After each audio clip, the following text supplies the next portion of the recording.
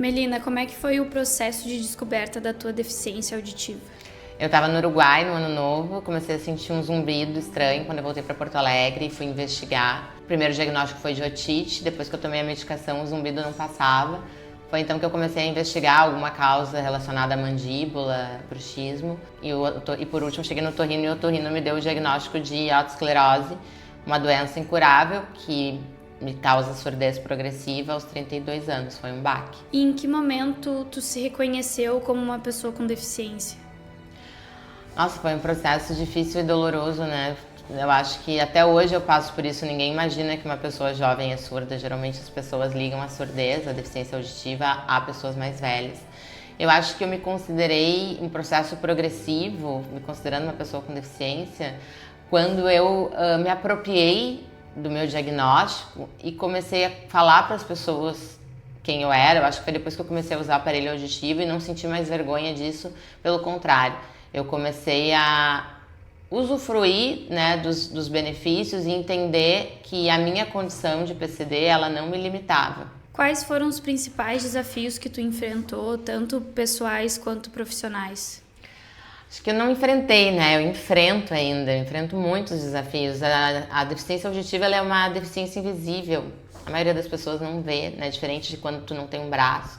Então eu enfrento desafios quando eu pego uma fila de prioridade, eu enfrento desafios quando eu estou fazendo uma audiência virtual, porque eu não posso fazer online. Eu enfrento desafios quando eu atendo um cliente que tem um timbre de voz mais baixo. Muitas vezes eu penso, meu Deus, será que um dia eu não vou mais conseguir atender? Pessoais também, a deficiência auditiva gera ansiedade a depender de quem tu vai encontrar. A minha doença, ela não escuta o timbre de voz grave, eu consigo escutar os agudos. Então, se eu pego uma pessoa com sotaque nordestino, por exemplo, ou um homem que tem uma voz mais grave, eu tenho muita dificuldade de ouvi-lo.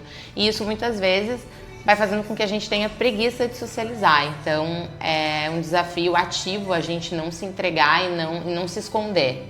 E de que forma a tua experiência pessoal ela influenciou no trabalho que tu desenvolve hoje? Eu lembro que quando eu fui colocar o aparelho auditivo, eu tinha muita resistência. E meu marido me segurou firme na minha mão e me disse, vai. E depois que eu coloquei o aparelho auditivo, a minha vida mudou muito, porque antes eu escutava muito pouco. E eu achava, não, eu não quero botar o aparelho auditivo, né? Só que, e aí as pessoas até hoje me perguntam, tu não tem vergonha? Eu disse, claro que não, porque na verdade dá uma qualidade de vida muito maior. Então acho que a partir dali eu comecei a entender o quanto eu precisava difundir isso para as pessoas, que as pessoas não podiam ter vergonha dessas limitações e mais do que isso, reconhecer as suas limitações, que é o trabalho que eu faço na MVA até hoje, né? Quando eu vou orientar uma pessoa para uma aposentadoria PCD, eu falo, não tenha vergonha das suas limitações, fale sobre as suas limitações e principalmente usufrua dos benefícios que a legislação te dá em razão das suas limitações. Então eu usei a minha história pessoal, né, para levar isso para outras pessoas, para clarear, para colocar luz, para que a história das outras pessoas, elas não tenham vergonha das suas limitações, elas não tenham vergonha de usar um aparelho auditivo. Eu não tenho, inclusive uso meu cabelo preso, tenho zero problemas, mas isso foi um trabalho progressivo de superação. E no Dia Nacional da Luta da Pessoa com Deficiência, que mensagem tu gostaria de deixar?